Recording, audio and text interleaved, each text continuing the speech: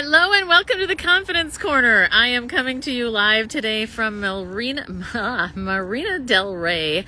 And oh my goodness, let me start that over. I'm coming to you live today from Marina Del Rey in the LA area. And I wish you could see behind me. I want to see if I can get somebody to take a picture of this because my phone is actually tied to a palm tree right now.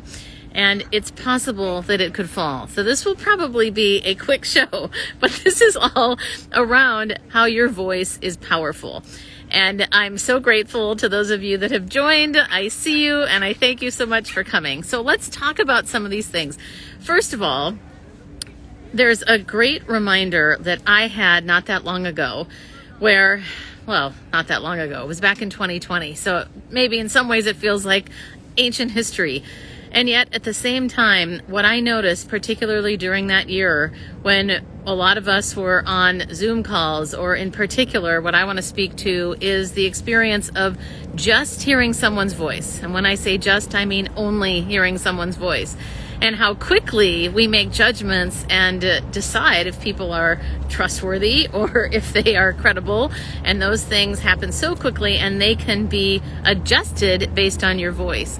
And so what I noticed specifically that what was happening is these amazing women with lots of experience would be misrepresenting themselves just by how they spoke.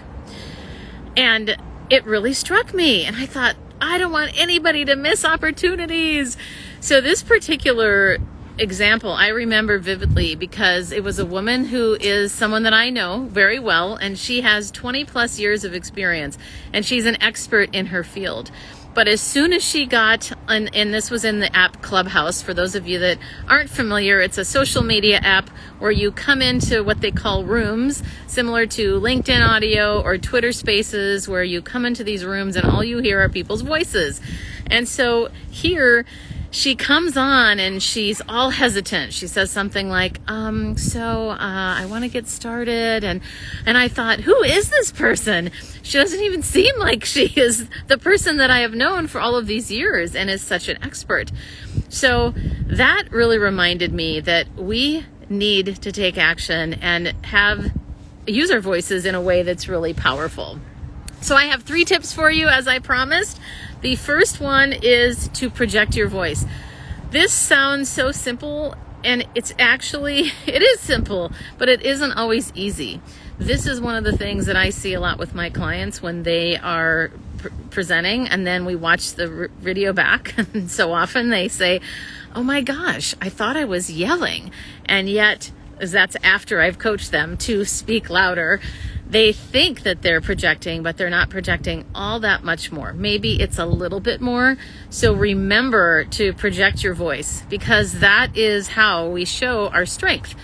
And a lot of people, when they say, it sounds simple to say project, but the other thing I want to say around projection is you want to make sure that you are projecting with your diaphragm, which is this wonderful muscle right around our stomachs. And for those of you that have ever played or grew up playing a musical instrument, or for those of you that sing and have been taught that, you will well know this diaphragm. But I've found if you haven't been taught that, because I grew up singing and that's how I was trained, that it's harder to find the muscle. So if you put your hand right around your stomach and you breathe deep and you imagine that breath coming in through your throat and then going all the way down, and almost like you're going to expand your stomach, that's where the diaphragm is, and that's where you're going to have the best support to strengthen your voice. Because similar to a concert, if you're going, yeah, woo, that's how we yell at concerts, but you don't want to use reconnecting.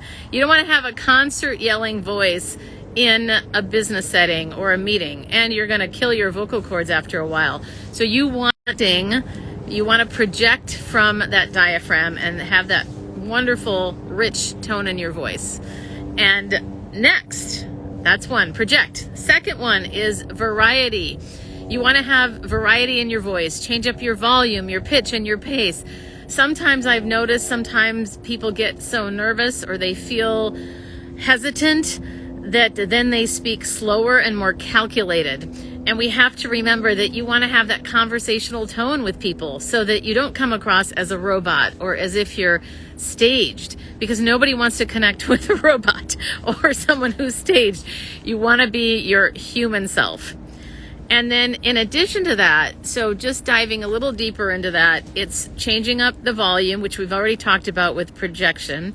It's changing up the pitch. So I might go a little bit higher at times, and then I might go a little bit lower.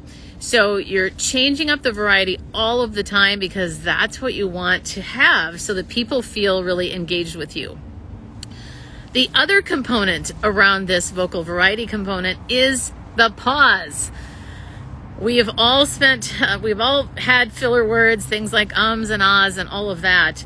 But the focus I want to spend, well, first of all, if you notice these filler words happening, and we all have them, pause instead. Now that's easier said than done, but the goal would be to have silence instead of them at all. And you can find out if you have filler words by recording yourself and then also getting feedback from other people. But I want to focus on the pausing component simply to add vocal variety right now.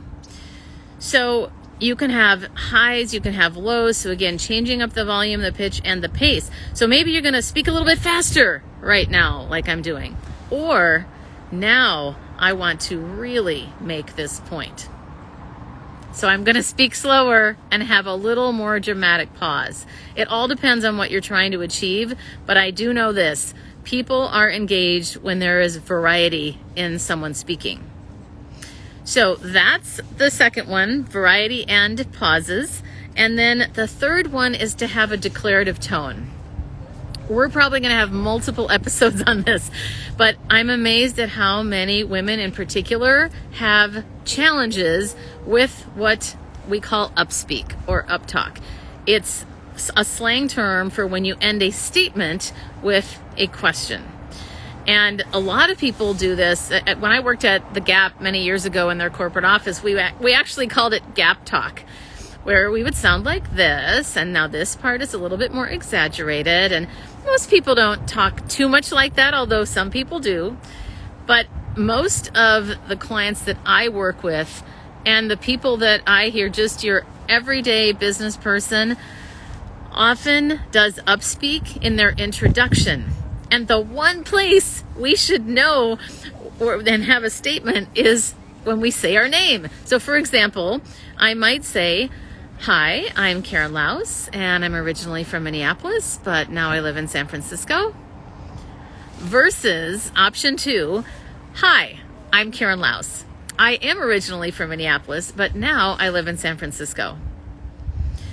Hopefully you can hear the difference there, but option 2 is what we're going for. A declarative tone that basically punctuates your spoken word. We don't generally punctuate when we speak, and that's part of the problem. We end up doing run-on sentences in our introduction, and I would highly encourage you to record yourself. See how you sound when you say your name. Are you saying it with a period, or do you say it with a comma or a question mark? You wouldn't think twice when you write an email about punctuating and putting in periods and question marks and exclamation points, but we often don't do that when we speak. So one of the ways that, yes, Laura's saying subtle but important difference there for sure. And Esther, thank you for the shout out there and the waves from everybody as well. It is really important to remember these things because, again, it's the difference between someone that's going to stand out and be influential versus someone who's not. And even today, I'm going to share a picture of this later. I'm in a team building session today, and I was looking at the hotel pens, and they're really boring. They're just the standard pen. But the pen that I brought is hot pink, and it's got a little diamond thing on the end. And not to say that you need to have a pink pen with a diamond on the end. Let me clarify, a fake diamond. But I took a picture of both of those side by side, and I thought most people expect the hotel pen. That's just very much similar to life. When we hear a presenter, we go, "Oh yeah, that's somebody presenting." But the pink pen, the pen that stands out, in other words, the communicator that stands out, is the one that is doing these little things that make a huge difference. They might seem small, but they're actually really huge. So those are the tips that I've got for you. And just to recap, number 1, how to be powerful with your voice is to project it. Number 2, have vocal variety. So you have that volume, pitch, pace, and pauses that are shooken up so that you can have that variety to keep people engaged. And then the third one, of course, is to have that declarative tone so that you have that vocal conviction and people feel like, oh, this person knows what she's talk about too often. But people decide very quickly if they want to keep listening to you. So that's it for today's episode of the Confidence Corner. Thanks again for everybody that joined, and I look forward to talking with you next week at this same time. Have a wonderful and mostly important confident day.